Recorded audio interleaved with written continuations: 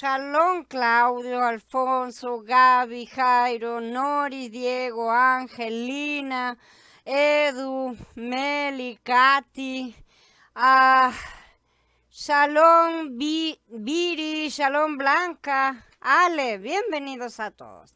Bueno, vamos a dar comienzo a la charla. El pecado que no puede ser perdonado es el que no pide perdón. Primera parte. Por lo tanto, les digo que todo pecado y blasfemia será perdonado a los hombres, dice Matías en el capítulo 12. Me alegro de que Yahshua haya dicho que todo tipo de pecado y blasfemia serán perdonados a los hombres. Creo que eso es absolutamente cierto y no de una forma humana, sino de forma divina, lo cual quiere decir que no hay excepción a la regla. No hay ningún tipo de pecado que debido a su tipo, manera, forma, sea imperdonable. Los enemigos de la verdad, de la salvación suprema de todos los hombres, han confiado en esta disertación dada por nuestro don para inventar, se han basado en esto, para inventar la doctrina del pecado imperdonable como su destacado baluarte de defensa contra aquellos que afirman que Mashiach es en verdad el salvador de todos los hombres, es el salvador de la humanidad. Invariablemente cuando se discute y se duda de la certeza del tormento eterno, el pecado contra el Ruach HaKodesh se presenta como una defensa inexpugnable contra el perdón. De aquí en adelante no se puede pasar. Por lo menos hay un pecado que no se va a poder perdonar. Pocos saben responder. Y esto es lo que dijo el Adón. Al que diga una palabra contra el Ruach HaKodesh no le será perdonado ni en este mundo ni en el venidero. En verdad, no fue lo que dijo nuestro Adón. En la superficie parece concluyente para los irreflexivos y igualmente les ha parecido así a los teólogos eruditos que se han formado en los canales del pensamiento ortodoxo direccionado y manipulado. Este pecado no será perdonado. Sin embargo, de hecho, estas palabras se encuentran entre las pruebas más sólidas que se pueden presentar en apoyo de la verdad de la reconciliación de todos los hombres con Elohim. Todo lo contrario es lo que nuestro Adón dijo. Existe en verdad un pecado contra el Ruach HaKodesh que nunca será perdonado en este mundo ni en el mundo por venir. Si bien algunas versiones declaran que el pecado contra el Ruach HaKodesh no será perdonado en este mundo ni en el venidero, mientras otras utilizan expresiones como ni en este siglo ni en el venidero, o bien ni en el Olam Hasé ni en el Olam Abba, esto no es el significado del griego y esto no es lo que está escrito en los originales. La palabra griega aquí traducida como mundo es aion, nuestra vieja conocida. Esta palabra aion se ha traducido a 15 palabras y frases diferentes, y sobre todo en Pasuquín, que pueden ser utilizados para la manipulación mental y respaldo de doctrinas infernales, transmitiendo un significado incorrecto. El significado simple de aion, como sabemos, es edad, ya lo hemos estudiado. Un aion es una era, una edad, un eón, transliterando la palabra. 2 aiones son 2 edades, simple. 1000 aiones son 1000 edades. No hay eternidad, no hay edades infinitas, no hay tiempos eternos. Nuevamente volvemos al asunto, pero vamos a hacerlo rápidamente. Algunos de los pasajes donde se encuentra aion nos darán información adicional al respecto. En Colasiyim, en el capítulo 1, encontramos el misterio que ha estado escondido desde los siglos, o sea, lo que dice es desde los aiones, o sea, desde las eras, desde las épocas. Ahí dentro de todo tenemos, bueno, algo que está más o menos parecido, porque dentro de todos siglos es una cuestión de tiempo, mundo no. Mundo es una cuestión de espacio. En Efesíim 2.2 encontramos, caminaste según el curso de este mundo, pero es aion. En Ibrín 1.2 tenemos, por quien también hizo los mundos, pero no hizo los aiones, o sea, las eras. En Ibrín 11.3 encontramos, los mundos fueron formados por la palabra de Elohim. No, señor, fueron las eras las que fueron formadas. Esto ya lo hemos estudiado, así que lo vamos a mencionar brevemente aquí, sobre todo para los que no lo hayan visto antes. En Galutia 1.4 encontramos, líbranos de este presente mundo malo. pero nos pedimos que nos libren del presente ayón o de la presente era mala. En Efesín 6:12, los gobernantes de las tinieblas de este mundo son los de esta era. En Corintiim Bet, encontramos el Dios de este mundo, que es el Dios de esta era. En Corintiim Aleph 2 encontramos la sabiduría de este mundo, que es la sabiduría de esta era. En Mordejai 4:19 encontramos los cuidados de este mundo, que son los cuidados de esta era. Aproximadamente en 15 casos, como Matillá, en Corintiim Aleph, o sea, todos los citados y otros más, encontramos la palabra ayón traducida como este mundo. ¿Sí? Una palabra que significa tiempo la encontramos traducida como espacio. Cuanto más claro y comprensible sería si los traductores hubieran usado la correcta palabra era, edad o eón misma, transliterando en lugar de mundo. En Mordejai 10:30 encontramos que no solo existe este eón presente, que es malo, sino también el eón por venir, o el siglo venidero, o la era venidera. Ciertamente esta era presente es una era mala y los gobernantes de las tinieblas de esta era son malos. Claramente Elohim enmarcó las edades y no hay solo esta edad y la edad por venir, sino que también están las edades por venir. Juntamente con el Mashiach, Yahshua nos resucitó y nos hizo sentar en los lugares celestiales para mostrar en las edades venideras las superabundantes riquezas de su gracia por su bondad hacia nosotros en el Mashiach, Yahshua. Esto está en Efesín 2:6. Esto nos habla de que habrá más eras de las que tenemos en mente. Cualquier persona pensante debería ver claramente que si traducimos una palabra que significa un tiempo determinado por la palabra mundo, inmediatamente vamos a tener una idea equivocada. No vamos a estar elaborando el concepto correcto. Es incorrecto, no trae más que confusión. Confusión predeterminada.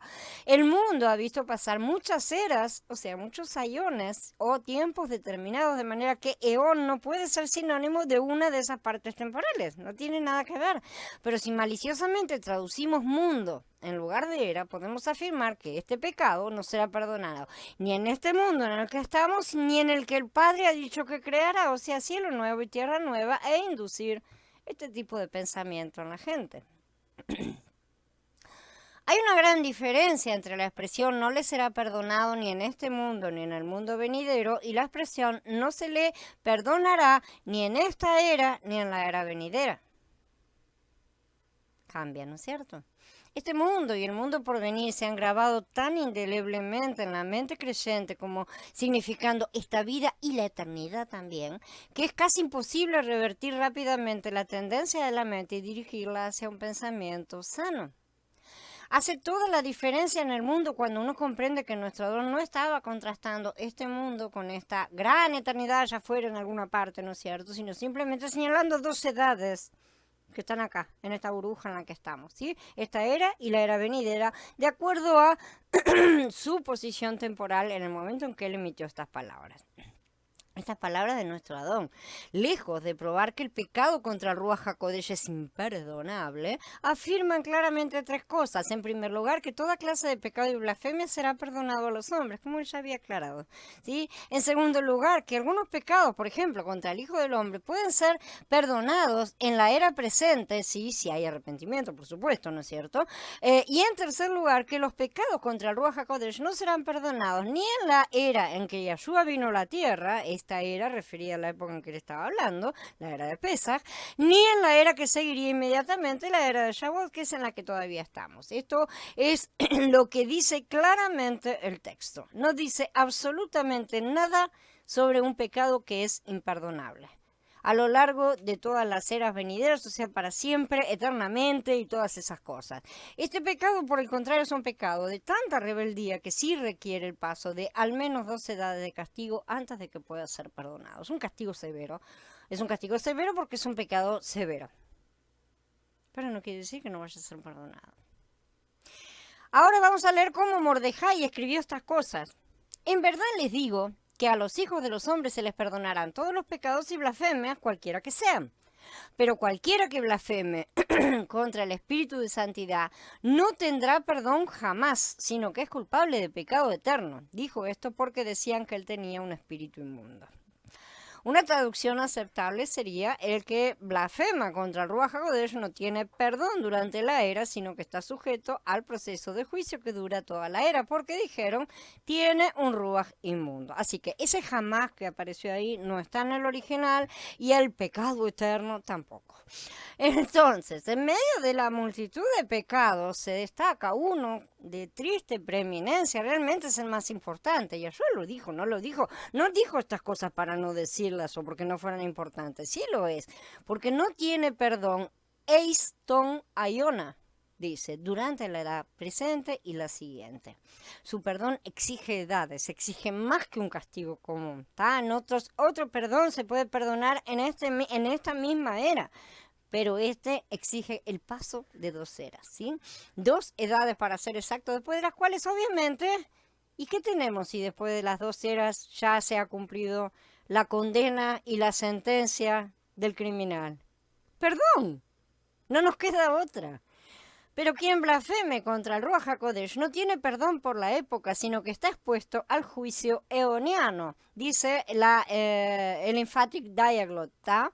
Cuando nuestro Adón Yahshua ministró aquí en la tierra, dirigió una gran cantidad de sus dichos, sermones y parábolas a los fariseos, escribas y gobernantes de la nación judía.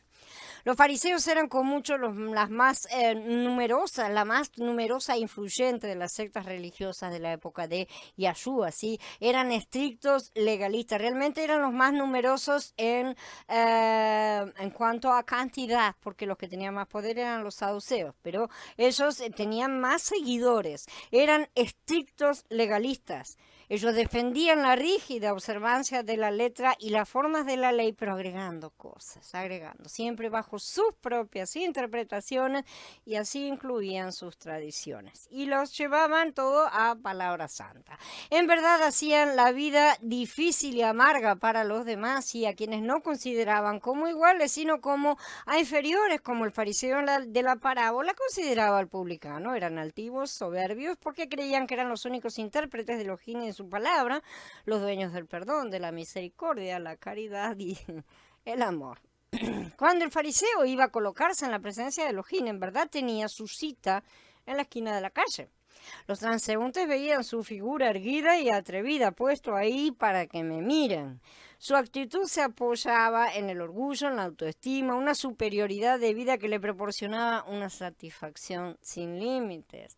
No suplicaba misericordia ni recibía la gracia que regresaba para dar gracias a Elohim, porque era un alma autosuficiente que ventilaba sus méritos delante de los marajini, delante de las personas, delante del mundo espiritual y del mundo material.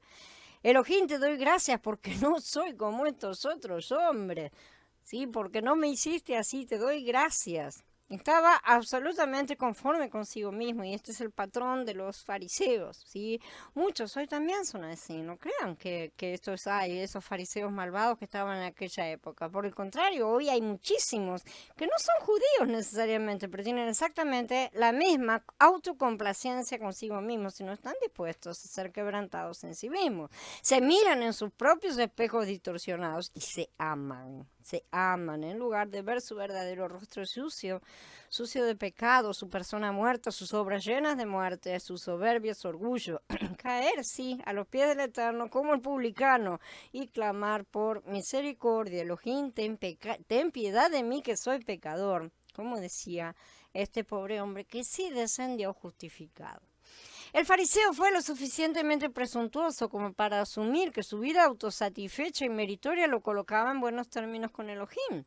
Es natural que en última instancia tal religión se convirtiera en una cuestión de cosas externas y no del corazón, y que se pensara que la gracia de Elohim provenía solo de cumplir la ley. ¿A cuántos conocen que están buscando hacer exactamente las mismas cosas? Todavía están muertos por dentro. A esto aún hoy le llaman justicia. Los actuales mesiánicos insisten en que la salvación no es por obra, sino por la fe en Yahshua, por supuesto, sí, pero en verdad no se apoyan en la fe, sino en lo que guardan y creen. O sea, dicen pero no hacen, exactamente igual que hacían estos fariseos. No interesa que afirmemos que guardamos la ley porque somos salvos, sino para ser salvos. O sea, que es el concepto correcto, ¿sí? Ese es el concepto correcto. Si no producimos el fruto de vida que la nueva vida debe hacer brotar de nosotros. Entonces lo que se está guardando en una carne y sigue siendo la misma basura de antes. no interesa. La falta del fruto del Ruaj en la mayoría demuestra que aunque con la boca lo honran, sus corazones están lejos de él. Por ese motivo, y aunque afirmen que no guardan la ley para ser salvos, sus obras continúan estando muertas. Solamente cuando hacemos las obras en el Ruaj, esas obras pueden llegar a tener vida. La mayoría no cree que se puede recibir a Yahshua y continuar estando a muerte, pero los que se niegan a vivir la vida simplemente están muertos, o sea, siguen muertos como estaban. Muchos creyentes hoy están en la misma posición que los fariseos antiguos, pero convencidos de que como ya han recibido a Yahshua, bueno, entonces ya tienen todo resuelto y está todo su caso cerrado, ¿no es cierto? Y no tienen ningún problema ni nada que estar esperando. Y Yahshua constantemente se enfrentó a estos fariseos por su codicia, su justicia propia, su hipocresía. Los denunció como religiosos profesionales y religiosos realmente, que se exhibían con vestiduras sagradas, compañeros pomposos, engreídos, pavos reales, ¿sí? Predicando la religión, pero sin tener ninguna en verdad. Y sin tener absolutamente nada que ver con el verdadero Elohim. Las palabras de Yahshua a los fariseos son las denuncias más amargas que jamás hayan salido de sus labios. Vayan y agarren las escrituras y vean dónde están los retos más amargos de nuestro Adón y a quién estaban dirigidos. Yahshua nunca habló de esa manera con los pecadores, ni con los publicanos, ni con las prostitutas, ni con la gente común. Jamás habló en ese tono. La misericordia fluía como un río hacia los pobres y los necesitados. Él iba y los ayudaba, pero la reprensión y la condenación mordaz realmente de nuestro Adón se amontonaron sobre los altivos e impenitentes. Los fariseos, igual que sus antepasados, no eran meramente pecadores, sino rebeldes deliberados. Con gusto nos echamos la carga sobre nosotros, sea el pecado, sea su sangre sobre nuestras cabezas y la de nuestros hijos, con altivez y soberbia total y completa. Entonces ellos eran peores todavía que sus antepasados. Criticaban cada palabra que Elohim les enviaba, abusaban de todos los privilegios que se les concedían y despreciaban todas las bendiciones concedidas. Y Yahshua siempre se opuso a este tipo de personas, pero él comía con las prostitutas y los publicanos. Él no tenía problemas con esa gente. A ellos jamás les habló de esa manera. Shalom, Jorge. El pecado que no puede ser perdonado es el que no pide perdón. Segunda parte. Pero el problema de Israel ha sido otro. Si el problema de Sodoma fue la arrogancia, abundancia de pan y egoísmo, no ayudar al pobre y necesitado, como dice Yahezkel en el capítulo 16, ¿sí? El problema de Israel fue el doble de grave, porque Yahweh les dice que ellos hicieron tantas más iniquidades que en su maldad hasta llegaron a justificar a Sodoma y Samaria. El problema de Israel ha sido desde el comienzo rechazar a Yahweh. Desde el día de su comienzo como nación, antes de que tuvieran tiempo de recibir la ley que ya les había sido entregada oralmente, los hijos de Israel habían violado el mandamiento primero y fundamental: no tendrás otros dioses delante de mí. Y toda su carrera posterior estuvo en armonía con este comienzo. Ojo, cualquier otra nación que él hubiera elegido habría hecho exactamente lo mismo. Entiéndanlo, porque el ser humano tiene esa no inclinación hacia el Padre. Así que no crean que, nosotros lo habríamos hecho mejor, como ellos mismos dijeron, si hubiéramos estado en el lugar de nuestros padres no habríamos cometido esos pecados que nuestros padres sí cometieron, lo cual quiere decir que somos hijos de los asesinos, ¿no es cierto? Ellos fueron la vasija de barro escogida por Yahweh, sí es cierto, para colocarse a sí mismo en medio de su pueblo, que era lo que él quería, pero ellos lo rechazaron una y otra vez. Y eso hubiera sucedido con cualquier otra nación que él hubiera levantado, cualquier otra semilla que él hubiera levantado. Pecaron, cometieron iniquidad, no entendieron las maravillas de Elohim ni se acordaron de sus misericordias. Lo provocaron, se olvidaron de sus obras, no se dieron cuenta de su consejo, sino que codiciaron sobremanera en el desierto, tentaron a Elohim en el desierto, evitaron a Moshe y a Aarón, ¿no es cierto? Se opusieron a ellos, cambiaron su gloria por la semejanza de un buey que come pasto. Se olvidaron de Elohim, su Salvador, despreciaron la tierra agradable, no quisieron entrar, murmuraron en sus tiendas, no escucharon la voz del Adón, se unieron a Baal, peor hasta los sacrificios de los muertos, provocaron a ira a Elohim con sus inventos y todas sus cosas. No destruyeron como se les ordenó a las naciones idólatras de Canaán, sino que al contrario hicieron todo al revés, se mezclaron con esas naciones, aprendieron sus obras, practicaron sus obras, sirvieron a sus ídolos y sacrificaron a sus hijos e hijas a los demonios. Derramaron sangre inocente, la sangre de sus hijos e hijas que sacrificaron a los ídolos de Canaán, fueron contaminados con sus propias obras, se prostituyeron en sus propios inventos, hasta que la ira del Adón se encendió contra su pueblo y aborreció su herencia. Muchas veces los libró, pero ellos lo provocaron con su consejo y fueron humillados por su propia iniquidad. Persiguieron a todo profeta que les fue enviado y después de cada liberación cayeron más bajo que antes, en toda clase de pecado y maldad. Ahora vamos a cambiar el sujeto de esta larga oración que hemos hecho y vamos a dejar el predicado como está. Y todas esas acciones, aplíquenselas a Efraín, al cristianismo actual. Y van a ver cómo también han hecho exactamente las mismas cosas. Pecaron, cometieron iniquidad, no entendieron las maravillas de Yahshua, no se acordaron de su misericordia. ¿Cómo viven los creyentes? ¿Cómo viven los cristianos? ¿Cómo han vivido a lo largo de las épocas? ¿Qué cosas han hecho? Han estado rechazando al Padre, al Ruach, constantemente.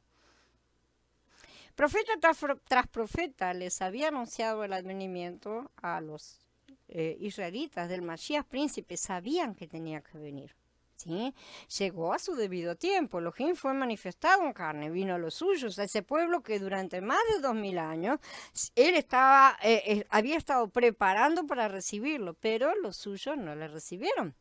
Lo despreciaron, lo rechazaron, lo odiaron porque les testificó que sus obras eran malas. Blasfemaron contra el Ruach HaKodesh, acusando al Hijo de Elohim de derivar su poder del príncipe de los demonios. Se reunieron en consejo para matar al santo, al justo, y dieron falso testimonio contra él para darle muerte. Se convirtieron en sus traidores y asesinos, y clamaron para que fuera clavado en el madero, y así lo hicieron. Ellos lograron que todo fuera ejecutado. Hoy, después de todas esas cosas, el Adón se volvió a otro pueblo como él dijo. Pregunto, ¿será que Israel no ha comprendido? Moshe fue el primero en decir: yo los provocaré a celos con un pueblo que no es mío, con una nación sin entendimiento los provocaré a enojo. No crean que los cristianos y los creyentes son una nación que sí tiene entendimiento. Son necios, tan necios como aquellos que fueron dejados de lado. Shaul estaba citando a Moshe, eso está en Romanín, y Shaul citaba a Moshe: me disgustaron con no deidades, me enojaron con sus vanidades, yo los disgustaré con un no pueblo, los enojaré con una nación de necios. Esta promesa vino en Devarim, en Deuteronomio, en el capítulo 32, cuando recién empezaba el proceso de enamoro, por así decir, entre Elohim y su pueblo. Porque Yahweh sabía de antemano todo lo que sucedería. Por eso escribe este poema y enséñaselo al pueblo de Israel. Ponlo en sus bocas para que este poema sea testigo contra el pueblo de Israel. Cuando yo los lleve a la tierra que fluye leche y miel, que les prometí bajo juramento a sus padres, y cuando coman hasta saciarse y engorden y se vuelvan a otras deidades y les sirvan, tratándome sin respeto, violando mi alianza, y cuando les vengan los muchos males y problemas, entonces este poema los confrontará como testigo, ya que nunca se perderá de la boca de su linaje, porque yo sé los planes que están tramando ahora mismo, antes de introducirlos a la tierra que prometí bajo juramento. Ella sabía absolutamente todo lo que iba a pasar. Por eso Shaul agrega. Luego, y ella ya dice claramente: me encontraron los que no me buscaban. Me manifesté a los que no preguntaban por mí. Pero acerca de Israel dice: todo el día extendí mis manos a un pueblo desobediente y rebelde. Ese pueblo desconocido con el que daría celos a los suyos ha sido lo que llamamos cristianismo, pero volvamos atrás y releamos todos los cargos de acusación de Israel, como dije, y veremos que Efraín los ha cumplido también a todos uno por uno. No ha sido mejor, de la misma forma que se le dijo a Israel que no fue mejor que sus hermanas, y a Judá que no fue mejor que sus hermanas. Israel no ha sido mejor que Judá. El cristianismo hoy también hace como la mujer adúltera. Así es el camino de la adúltera. Come, se limpia la boca y dice: no he hecho nada malo. Hoy el cristianismo está exactamente en la misma posición que los judíos. Exactamente la misma. Porque si bien los judíos rechazaron a Mashiach, mataron a los profetas, los cristianos han hecho las mismas cosas. Puede ser que no sea tal vez físico, y sin embargo se pueden matar, ¿no es cierto?, espiritualmente. Bien, entiendan, ambos han rechazado al Ruach HaKodesh y se han negado a ser tocados para ser transformados por él. Otro sería el mundo si realmente el cristianismo hubiera estado siguiendo en verdad los pasos de Mashiach y hubiera estado todo transmitiendo la vida que el Ruach tiene que transmitir. El mundo estaría lleno de vida. Sin embargo, el mundo está lleno de muerte. Y el cristianismo, uno de los que más, no está mucho mejor que el judaísmo. Este es el rechazo al Padre, a través de negar la obra del Hijo y por lo tanto no aceptar la acción transformadora del Ruach. Las personas que rechazan el tratamiento de su propia carne rechazan la acción del Ruach. Este es el pecado del que habló Yeshua. Opa, vamos a tener un poco de cuidado.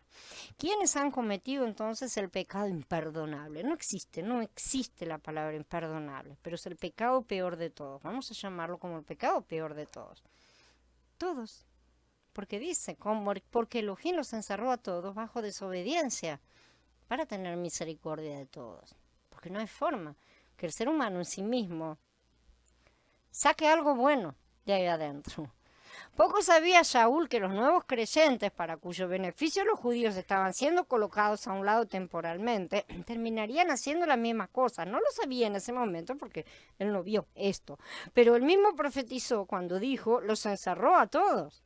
Estaba profetizando. Y así ha sido hasta el día de hoy, porque tanto Israel como los gentiles conversos han estado rechazando a Yahweh, levantándose ídolos en la medida de sus propios corazones inicuos, sus corazones de carne, cumpliendo sus propios deseos y no la voluntad del Padre. Han estado levantando sus casas y no el reino, no la casa del Padre. ¿Qué diremos entonces? ¿Que judíos y cristianos han sido condenados para siempre porque ambos han rechazado al Ruach HaKodesh y su acción purificadora? La verdad merecen, pero no. Les vendría bien un buen susto como el que pretenden dar a los que no les caen bien. Diremos que han sido encerrados todos bajo desobediencia, como la palabra dice, que recibirán el justo castigo por su rechazo y que no será para siempre. O no podría haber misericordia, en verdad. Debe quedar claro para toda mente pensante que cuando Yeshua advierte a los fariseos y escribas acerca de la blasfemia contra el Ruach HaKodesh, el impulso principal de sus palabras fue dirigido como una flecha directamente a sus corazones. Hoy también se clava en el corazón de muchos de sus hijos rebeldes que creen que pueden pisotear la palabra de Yahweh, ser rebeldes con permisos porque están bajo la gracia. Pero vean bien la diferencia que quiero remarcar. En ninguna ocasión Yeshua advirtió a los pecadores acerca de blasfemar contra el Ruach HaKodesh, simplemente porque los pecadores se lanzan a los pies del Adón pidiendo misericordia. Cuando digo los pecadores me estoy refiriendo a los mendigos, a los pobres, a los leprosos, a las prostitutas, a los escribas, a los publicanos, ¿no es cierto? Todos los despreciados que estaban en aquella época y sus contrapartes actuales, sea como fuera. Pero aquellos que confían en sí mismos, confían en su carne, que confían en que, no, pero yo soy bueno, a esas personas hay que advertirles que tengan un poco de cuidado. En cambio, los otros reconocen que son pecadores. Los fariseos eran justos a sus propios ojos y ciegos a sus iniquidades. Y hoy también muchos cristianos lo son. Hacen exactamente lo mismo, son justos a sus propios ojos, comen, se limpian la boca y aseguran, no he hecho nada de malo. Mientras expulsan al Ruach de Mashiach de sus vidas, cometiendo todo tipo de iniquidad. Tienen ídolos en sus corazones, sus trabajos, sus vidas inmundas, sus familias incrédulas, porque ellos no las han educado en el temor del Padre, sus comodidades, su egoísmo, porque no piden perdón por sus pecados, sino que piden aceptación de sus personas para continuar cometiendo exactamente los mismos pecados. Sus pedidos de perdón son falsos, no están dispuestos a cambiar absolutamente nada. Por lo tanto, no hay arrepentimiento. Yeshua nunca advirtió a los publicanos acerca de un pecado contra el Ruach HaKodesh, jamás. Ni una sola vez pronunció una palabra a los pobres y oprimidos acerca de un pecado que pudieran cometer y que no sería perdonado. Yeshua nunca amonestó a sus discípulos y seguidores acerca de tal pecado. Jamás se lo dijo. Pero a los líderes religiosos y a los gobernantes de la casa de Judá, el Adón dijo, de cierto les digo que todos los pecados serán perdonados a los hijos de los hombres y la maldad con que hablarán mal, pero a cualquiera que hable mal con respecto al Ruach HaKodesh no tiene perdón por la era, pero está en peligro de juicio durante la era porque dijeron, tiene un Ruach impuro. La única advertencia dada en las páginas del libro de Elohim con respecto al pecado contra el Ruach HaKodesh fue entregada a escribas y fariseos. Estaba destinada a ellos, no como judíos, ¿tá? Tampoco es así, porque había el resto de las personas que estaban ahí también eran judíos, sino a todas las personas soberbias y carnales que se resisten a la acción del Ruach. No es solo a los fariseos de aquella época, como cómodamente aseguran los cristianos, dicen, no, porque yo fariseo no soy, claro, no todos de esa secta, pero tu comportamiento es exactamente el mismo. Pero también a ellos les será aplicada la misma condena si rechazan la acción del Ruach. Para ellos la pena será diferente, ya que esta era, o sea, la era de Pesaj, en la cual Yahshua hablaba, y la era siguiente, que sería la era de Shavuot, ha prácticamente pasado. Además de que los pecados de los cristianos, aunque iguales a los de los fariseos, han sido cometidos únicamente en la era de Shavuot, evidentemente. Esto es necesario, era necesario que así fuera. Yahweh lo permitió para que la promesa hecha a Abraham fuera en verdad bendición a todas las naciones. Porque no quiero, hermano, que ignoren este misterio para que no sean arrogantes en cuanto a ustedes mismos, que el endurecimiento que le ha ocurrido a Israel es parcial, hasta que haya entrado la plenitud de los gentiles. Yahshua habló del supuesto pecado imperdonable en esta y otras ocasiones en las que estaba refiriéndose a los fariseos y saduceos. Pueden buscar en las escrituras. A los líderes, jamás al pueblo que lo seguía y lo escuchaba. Y aún así no habló de algo imperdonable en ningún momento, sino que algo que era tan grave que merecería un castigo doble por 2 eras, justamente, era de lo que él estaba hablando. La primera, justamente, la era de Shavuot, que es el tiempo de los gentiles. A Jerusalén la pisoteará los gentiles hasta que se cumplan los tiempos de los gentiles. Esto está escrito en Lucas. Entonces, cuando el Adón vino a los suyos y los suyos no lo recibieron, los que habían quedado encargados de la viña lo mataron al hijo del dueño de la viña, y Masías, que era tanto el hijo como el encargado de la viña, decretó sentencia contra estos malvados como ellos mismos indicaron que debía ser. Ahora bien, cuando venga el dueño de la viña, ¿qué hará con aquellos labradores? Y ellos le dijeron, a estos malvados los destruirá sin compasión y le arrendará su viña a otros labradores que le paguen el fruto a su tiempo. Y Yahshua les dijo, ¿nunca han leído en las escrituras esto? La piedra que desecharon los constructores ha venido a ser la piedra angular. De parte de Yahweh sucedió esto y es maravilloso a nuestros ojos. Por eso les digo, que el reino de Elohim se les quitará a ustedes, se le dará a un pueblo que produzca los frutos del reino. El que caiga sobre esta piedra se hará pedazos, y si ella cae sobre alguien, lo hará polvo. Cuando los principales sacerdotes y los fariseos oyeron sus parábolas, entendieron que él hablaba de ellos. De manera que estamos en los tiempos de los gentiles, ¿sí? Los tiempos de Efraín, que han sido dedicados al castigo de los judíos y a su rechazo a su rechazo de Elohim, ¿no es cierto? En parte y por tiempo determinado.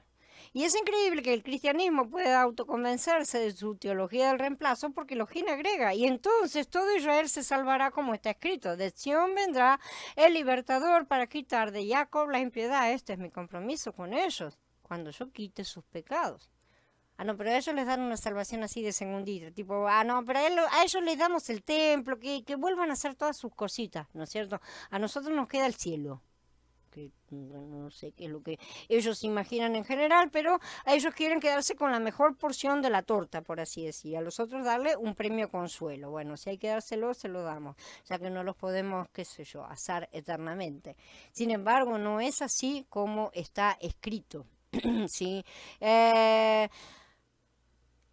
Entonces, Shaul está citando aquí, justamente a Yeshaya.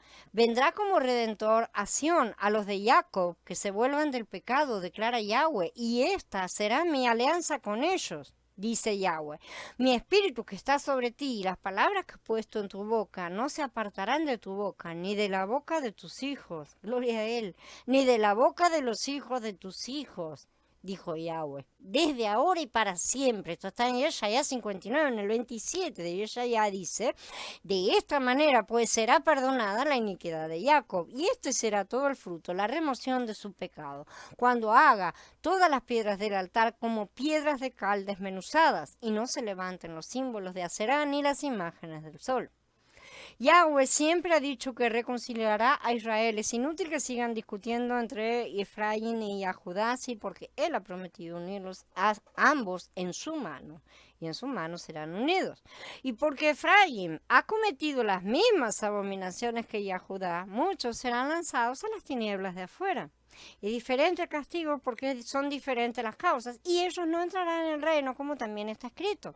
Mientras que los rechazados judíos vean bien y hagan sus cuentas, habiendo ya cumplido sus 2 eras de castigo, ellos sí entrarán en el reino, los que estén correctamente, ¿no es cierto? Y serán servidores, mientras muchos que hoy pisotean la palabra bajo la excusa de su gracia libertina serán expulsados. Les digo que muchos vendrán del oriente y del occidente y se sentarán ¿con quién? Con Abraham, con Isaac, con Jacob, en el reino del cielo. Oh, caramba, en el reino del cielo entran. Pero a los hijos del reino los echarán a las tinieblas de afuera, y allí será el llanto y el crujir de dientes. Así que aquí vemos que en el milenio habrá israelitas que ya tienen permiso de entrar, mientras hijos del reino son lanzados fuera durante el milenio. Esta parte la leen o no la leen. Los israelitas recibirán espíritu de arrepentimiento. Llenaré a la casa de David y a los habitantes de Jerusalén de un espíritu de piedad y compasión, y se lamentarán por el que mataron, llorando por él como por un hijo favorito y mostrando amarga tristeza como por un hijo primogénito. Dice Zecarías en el capítulo 12, que es citado por Yahanan en Gilgalut precisamente. Habrá terminado el periodo de castigo de Israel y muchos de ellos serán restaurados, aunque de maneras diferentes. Los rebeldes, por una parte, dice, los levitas que se alejaron de mí, mientras Israel anduvo errante lejos de mí y fueron en pos de sus ídolos, cargarán con su castigo. Estarán en mi santuario como servidores. Ay, caramba, ¿cómo es? Cargarán con su castigo, pero van a estar en mi santuario como servidores. Esto implica perdón, ¿no es cierto? Encargados de las puertas del templo y sirviendo en el templo. Ellos degollarán el holocausto y el sacrificio por el pueblo y estarán de pie delante de los sacerdotes para servirles. ¿Ustedes creen que realmente van a reanudarse los sacrificios animales nuevamente? Todas estas cosas serán sombras, lo sabemos muy bien. Y van a seguir siendo sombras nada más, y no se va a restaurar ningún tercer templo. Debido a que les sirvieron delante de sus ídolos y llegaron a ser un tropiezo de iniquidad para la casa de Israel, por eso he alzado mi mano contra ellos, jurando que cargarán con su castigo, dice Adonai Yahweh. No se acercarán a mí para hacerme sacerdotes, ni se acercarán a ninguna de mis cosas sagradas, ni a las muy sagradas, sino que cargarán con su bochorno y con las abominaciones que cometieron. Pero los pondré a cargo de las tareas del templo, en todo su servicio y en todo lo que se ha de hacer allí. Eso dice Yahezkel en el capítulo 44. Y los que fueron vencedores, por su parte, serán contados entre las primicias. Sin embargo, los sacerdotes levitas, los hijos de Sadoc, que cumplieron con mi ordenanza relativa a mi santuario, cuando los hijos de Israel se desviaron de mí, ellos sí se acercarán a mí para servirme y estarán de pie delante de mí para ofrecerme el cebo y la sangre, dice Adonai Yahweh. Ellos sí entrarán en mi santuario y se acercarán a mi mesa para servirme y cumplirán con mi ordenanza. No crean que estas son cosas físicas que se van a hacer nuevamente. Acá se está hablando de la parte espiritual que todas estas cosas representaban. Y acá no tenemos solamente un linaje humano de sangre sacerdotal que ya ha sido encerrado, sino que lo que acá vamos a tener es un nuevo sacerdocio de Melquisedec. Entonces, ofrecerme el cebo y la sangre, no quiere decir que se van a matar animales nuevamente. Lo que se va a ofrecer es la gracia, la gordura de nuestro Cordero que fue sacrificado y su sangre, y esto es una cuestión espiritual. Así como se está haciendo hoy también, aunque en ese momento será de manera mucho más perfecta. Cuando entren por las puertas del atrio interior, se vestirán con vestiduras de lino. Cuando sirvan en las puertas del atrio interior y dentro del templo, no se cubrirán con tela de lana. Enseñarán a mi pueblo a discernir entre lo santo y lo profano, y entre lo puro y lo impuro. Ellos estarán para juzgar en los pleitos, conforme a mis juicios los juzgarán, guardarán mis instrucciones y mis estatutos en todas mis festividades y santificarán mi Shabbatot. Dice Yahzkel también en el capítulo 44. La mayoría de los cristianos no conocen esta profecía y los que la escuchan aferrados a la falsa teología del reemplazo aseguran que esto será para los judíos únicamente. Y están bastante en lo correcto, ¿sí? Y ellos recibirán tierra, entonces van a levantar un templo, van a volver a hacer sacrificios de animales, lo cual no solo es incorrecto, sino que volvería a ser una blasfemia contra Yahshua. Y ellos parecen que no se dan cuenta o no les importa. Pero a los cristianos hacen lo que quieren, son ciegos y tontos, ¿sí? Les basta que los judíos tengan su pedacito de tierra por ahí para tranquilizar sus mentes porque creen que el resto de la torta se la van a comer todos ellos. Gloria al Padre que los ha encerrado a todos para tener misericordia de todos, misericordia de la estupidez, la maldad y el egoísmo de toda la carne humana en verdad.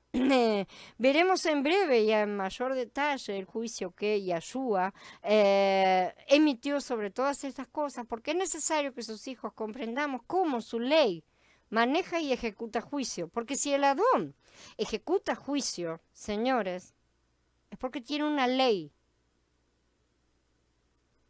Sobre esa ley él juzga.